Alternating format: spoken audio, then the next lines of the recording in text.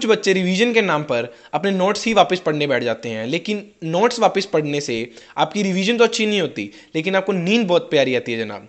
जैसा मैं हमेशा कहता हूँ कि आप जितना मर्जी पढ़ लो, लेकिन वो आपका पढ़ा हुआ तभी आपके काम आएगा जब आप उसकी रिवीजन अच्छे से करोगे, राइट। तो आज हम बात करने वाले हैं कुछ ऐसे ही साइंटिफिक मेथड से जिससे आपको बार बार रिवीजन नहीं करनी पड़ेगी। आप एक बार रिवाइज करोगे और आपकी सारी जितनी भी इंफॉर्मेशन है वो सारी आपकी लॉन्ग टर्म मेमोरी के अंदर शिफ्ट हो जाएगी। सो hey guys, Baran Babar currently second year MBBS student at GMC Baramati Pune.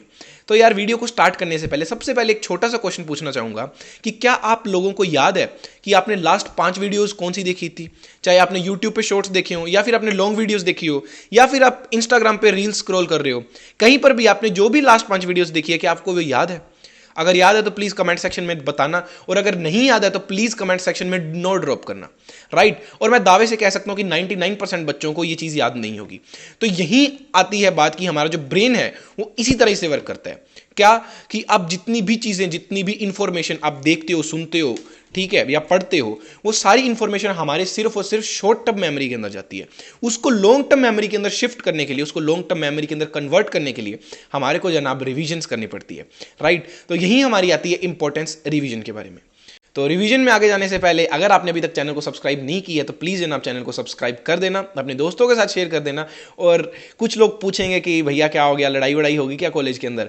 तो ऐसा कुछ नहीं है जनाब, थोड़ी इन्फेक्शन हो गई थी, लेकिन फिर भी डेडिकेशन पूरी है, क्योंकि आपके लिए वीडियो शूट करनी है, आपके लिए कंटेंट बनाना है, राइट। तो यार, अब बात करते हैं रिवीजन के बारे में। अब जैसे ही हम रिवीजन के अंदर आते हैं तो सबसे पहले आपके जो कॉमन डाउट्स आते हैं वो यही है कि आपको मैक्सिमम बच्चों को यही नहीं समझ आता कि रिवीजन करना कैसे है। जैसे कि मैंने वीडियो की स्टार्टिंग में बोला था, कुछ बच्चों के लिए रिवीजन का मतलब क्या होता है कि नोट्स को वापस पढ़ना, लेकिन वो रिवीजन नहीं होती। कुछ बच्चों का यहाँ पर क्वेश्चन आता है कि भैया नींद बहुत आती है हम जब रिवीजन करते हैं, राइट, क्योंकि वो हमें बोरिंग लगता है, हमें ये लगता है कि हमने ये चीज़ तो पहले पढ़ रखी है, वापिस इसको क्यों पढ़ रहे हैं? तो जब वापिस हम पढ़ते हैं तो हमारे को बोरिंग फील होता है और हमारे को नींद आती है, राइट। उसके बाद हमारे पास जो लास्ट हमारी क्वारी रहती है वो ये आता है कि भैया हमारे पास रिवीजन करने के लिए एक्स्ट्रा टाइम ही नहीं है, ठीक है। तो यहां पर हम बात करते हैं बेसिकली एक स्टूडेंट के बारे में जिसकी करंट सिचुएशन फिलहाल क्या चल रही है कि वो 3 चीजों के अंदर बेसिकली उलझा हुआ है। क्या? पहला तो उसका कोई ना कोई करंट सिलेबस चल रहा होगा रनिंग के अंदर, ठीक है। दूसरा, उसके पास कोई ना कोई उसका बैकलॉग इकट्ठा हो रखा होगा, राइट। और तीसरी चीज जो है, उनको इन दोनों का ही मिलाकर के रिवीजन करना होगा। या तो उसका कोई टेस्ट आ रहा होगा, उसके लिए उसको रिवीजन करना होगा, या फिर नॉर्मल बेसिस पे भी जो हम रिवीजन करते हैं उसको रिवीजन करना होगा, ठीक है। तो इन 3 चीजों के अंदर ही बेसिकली एक स्टूडेंट अभी तक कंफ्यूज होकर के घूम रहा है, उसको समझ ही नहीं आ रहा कि मैं कौन सी चीज पहले करूं, कौन सी चीज बाद में करूं, राइट। तो अगर आपको मैं अपने अकॉर्डिंग बताऊं तो वो यही है, आपको सबसे पहले ये चीज ध्यान रखनी है कि आपको जो आपका करंट सिलेबस है उसको छोड़ना नहीं है, राइट। जो भी आपका करंट चल रहा है क्लास के अंदर, जो भी आपको अभी पढ़ाया जा रहा है, उसको साथ के साथ अच्छे से करते चलिए जनाब। उसके अंदर बिल्कुल भी लापरवाही मत कीजिए, उसको बिल्कुल भी ये मत सोचिए कि इसको हम मिस कर देंगे, बाद में करेंगे। जो करंट सिलेबस उसको अभी के अभी खत्म करते चलिए, ताकि वो बैकलॉग के अंदर कन्वर्ट ना हो सके। अगर एक बार वो भी बैकलॉग के अंदर कन्वर्ट हो गया तो फिर हमारे को जो कवर करना है वो थोड़ा सा डिफिकल्ट हो जाएगा, राइट। उसके बाद हम बात करते हैं बैकलॉग को किस तरह से क्लियर करना है वो आगे बात करता हूं, और फिर हमारी बात आती है रिवीजन के बारे में, राइट। अब देखिए, सबसे पहले हम बात करते हैं एक और जो आपकी मेन क्वारी थी कि भैया नींद बहुत आती है, ठीक है। अब नींद आने का क्या सोल्यूशन है, नींद ना आने का? तो देखिए, याद करिए वो सिनेरियो जब आपके कोई ना कोई एग्जाम थे अगले दिन, राइट, और आप जब डिसाइड करते हो कि आज मैं सारी रात जाग करके पढ़ूंगा, और आप सारी रात जाग करके इवन आप पूरा अपना सिलेबस कंप्लीट करके जाते हो अगले दिन एग्जाम के अंदर, और अच्छा परफॉर्म करके भी आते हो, राइट। तो ये क्या चीज थी? इसके अंदर बेसिकली आपने क्या किया? इसके अंदर आपने बेसिकली अपने आप को एक डेडलाइन के अंदर बांध दिया, राइट। आपके पास एक डेडलाइन थी कि आज रात तक मेरे को सिलेबस खत्म करना है, कल मेरा सुबह एग्जाम है। तो आपकी बॉडी ने आपका साथ दिया, आपको नींद नहीं आई, राइट। और आपने सारी रात जाग करके 3, 4, 5 बजे तक सुबह जाग करके अपना सारा सिलेबस कंप्लीट कर लिया, ठीक है। तो सबसे पहली चीज यही है कि आपको जब भी रिवीजन करने बैठना है, आपको डेडलाइन बना के बैठना है। कि सपोज अगर आप कोई भी XYZ चैप्टर पढ़ रहे हो तो उसके अंदर आपको ये चीज पता होनी चाहिए कि ये चैप्टर मेरे को 1 घंटे के अंदर खत्म करना है, सपोज कीजिए। तो आप टाइमर लगा के बैठिए, ठीक है। वो बिल्कुल एग्जैक्ट नहीं होगा, 1 घंटे का हो सकता है, 1 घंटे 10 मिनट लग जाए, 20 मिनट लग जाए, लेकिन फिर भी आप उसके अंदर एटलीस्ट थोड़ा सा बाउंडेड फील करोगे। ये नहीं होगा कि वो 1 घंटे के अंदर जगह 2 घंटे या 3 घंटे लग रहे होंगे।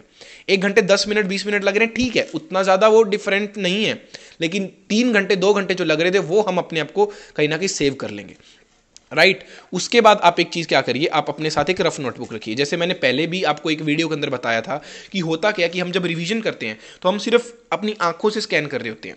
बहुत से लोग बोल बोल कर भी शायद नहीं पढ़ते होंगे उनको वापस से। तो उससे क्या होता है कि हमारी जो सेंसेस है वो अच्छे से इन्वॉल्व नहीं हो पाती और हमारे को नींद आने लग जाती है, राइट। तो जब हम साथ में कोई आप एक रफ नोटबुक लिखिए, उस पर आपको ये नहीं कि सब भी लिखना है, आप पढ़ रहे हो जो भी आपको रैंडम वर्ड्स, जो भी रैंडम लाइन्स, कुछ इंपॉर्टेंट टर्म्स, जो भी आपको लग रहा है थोड़ा थोड़ा थोड़ा थोड़ा लिखते चलिए। उससे क्या होगा कि जो आपके हाथ है, आपकी जो ये सेंसेस भी हैं, ये भी उसके अंदर इन्वॉल्व रहेगी। तो आपको क्या होगा जनाब की नींद नहीं आएगी, राइट, क्योंकि आपकी ज़्यादा सेंसेस इन्वॉल्व हो रही है आपके काम के अंदर, ठीक है। तो ये बेसिक आप दो चीज़ें फॉलो कर सकते हो, इससे आपकी नींद काफ़ी हद तक कंट्रोल हो जाएगी, राइट। उसके बाद जैसा कि मैंने वीडियो के स्टार्टिंग में बोला था कि रिवीजन का मतलब नोट्स वापस पढ़ना नहीं है, ठीक है।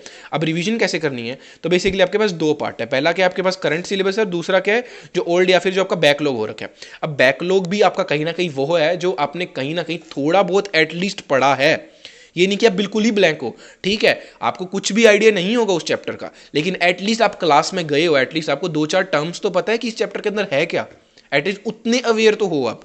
तो उतना अगर आपने पढ़ा है तो ये चीज़ है। बिल्कुल फ्रेश स्टार्ट करने जा रहे हो तो जनाब थोड़ी बहुत बेसिक्स क्लियर कर लेना, फिर इस चीज़ के अंदर उतरना, ठीक है। तो सबसे पहले बात करते हैं कि जो हमारा तो सबसे पहले हम बात करते हैं कि हमारा जो करंट सिलेबस है उसको हमारे को किस तरीके से कवर करना है।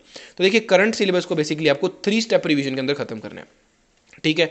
अब 3 स्टेप रिवीजन क्या है, 3 स्टेप रिवीजन बेसिकली ये है कि पहली रिवीजन आपको उसी दिन आकर के करनी है। आज सपोज कीजिए आपका कोचिंग के अंदर कोई भी एक चैप्टर कवर हुआ, आपको उसी दिन आकर के उसकी रिवीजन करनी है। अब भैया उस दिन रिवीजन में करना क्या है, वो भी लिख रखा है हमने, कोई दिक्कत वाली बात नहीं है। आपको सबसे पहले इंपॉर्टेंट चीज़ हाईलाइट करनी है। जो भी कुछ स्टेटमेंट होती है, जैसे मान लो फिजिक्स के अंदर या हमारे को कुछ एक स्टेटमेंट लिखवाई जाती है जहाँ से स्टेटमेंट बेस्ड क्वेश्चन आ सकते हैं, वो आप हाईलाइट करके रखिए। कुछ अगर इंपॉर्टेंट डेफिनेशन लग रही है जहाँ से असर्शन रीजन टाइप क्वेश्चन बन सकते हैं, वो हाईलाइट करके रखिए। फॉर्मूलाज हाईलाइट करके रखिए। कुछ इंपॉर्टेंट केस लिखवाए होते हैं टीचर्स ने अलग अलग सिचुएशन बना करके, वो हाईलाइट करके रखिए। प्लस आप अपनी डीपीपी या जो भी आपके पास प्रैक्टिस पेपर्स हैं उनको सोल्व कीजिए, ठीक है। अब आपको डीपीपीज और ये प्रैक्टिस पेपर सोल्व करते टाइम एक काम करना है कि इसके अंदर जो भी क्वेश्चन आपसे फर्स्ट टाइम नहीं हो रहे हैं उनको स्टार मार्क करके रखिए, ठीक है। ये स्टार मार्क वाले क्वेश्चन हम नेक्स्ट रिवीजन के स्टेप में कवर करेंगे, ठीक है। तो नेक्स्ट स्टेप हमारा क्या है कि हमारे को एक वीक के अंदर रिवीजन करनी है। पहली रिवीजन उसी दिन करी, दूसरी हमारे को एक वीक में करनी है। वो चाहे आपका वीकली टेस्ट हो सकता है, आप उसके लिए रिवाइज कर सकते हो, या फिर अगर आपका टेस्ट नहीं भी है तो भी आप ट्राई करो कि संडे को थोड़ा बहुत रिवाइज कर लो। अब इसके अंदर क्या करना है, इसके अंदर आपको बेसिकली शॉर्ट नोट्स पढ़ने हैं। अभी शॉर्ट नोट्स क्या होंगे कि शॉर्ट नोट्स कहीं ना कहीं आपके इंपॉर्टेंट हाईलाइट और फॉर्मूला से ही डेराइव होकर के बने होंगे, ठीक है। तो आपको शॉर्ट नोट्स रिवाइज करने हैं, प्लस आपको स्टार मार्क क्वेश्चन सारे वापस से करने हैं, राइट। और यही सेम चीज आपको मंथली रिवीजन के अंदर करना है।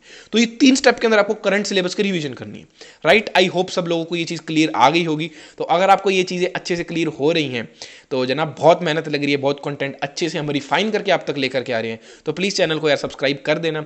और एक और चीज़ मैं अनाउंस करने जा रहा हूँ कि अगर आपको कोई भी चीज़ के ऊपर वीडियो चाहिए, कोई स्पेसिफिक टॉपिक के ऊपर, तो आप मेरे को कमेंट सेक्शन के अंदर बता सकते हो। मैं अपनी तरफ से पूरा ट्राई कर रहा हूँ कि मेरे को जो इंपॉर्टेंट टॉपिक लग रहा है मैं उसके ऊपर वीडियोज़ बना रहा हूँ। लेकिन अगर आपको अपनी तरफ से कोई वीडियोज़ चाहिए तो आप कमेंट सेक्शन में मेरे को बता सकते हो। मैं ट्राई करूँगा कि उसके ऊपर अच्छे से रिसर्च करके एक डेडिकेटेड वीडियो बनाने की, राइट।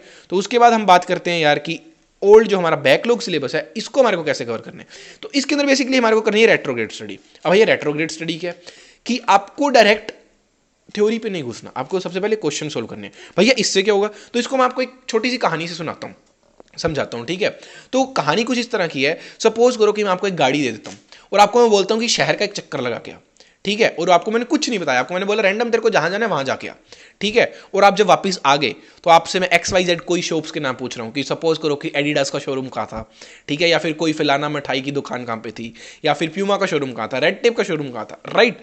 तो ये सब चीज़ें पूछ रहा हूँ और आप शायद वहाँ ब्लैंक हो जाओ, क्यों, क्योंकि आपने ध्यान ही नहीं दिया, राइट। और वही अगर आपको मैं पहले से बता के भेजूं कि ध्यान रखना रास्ते में कि एडिडास का शोरूम कहाँ पे है, प्यूमा का शोरूम कहाँ पे है, या फिर XYZ मिठाई की दुकान कहाँ पे है, रेड टेप का शोरूम कहाँ पे है, तो आप सारे रास्ते जनाब देखते हुए जाओगे कि यार प्यूमा का शोरूम कहाँ पे है, एडिडास का शोरूम कहाँ पे है।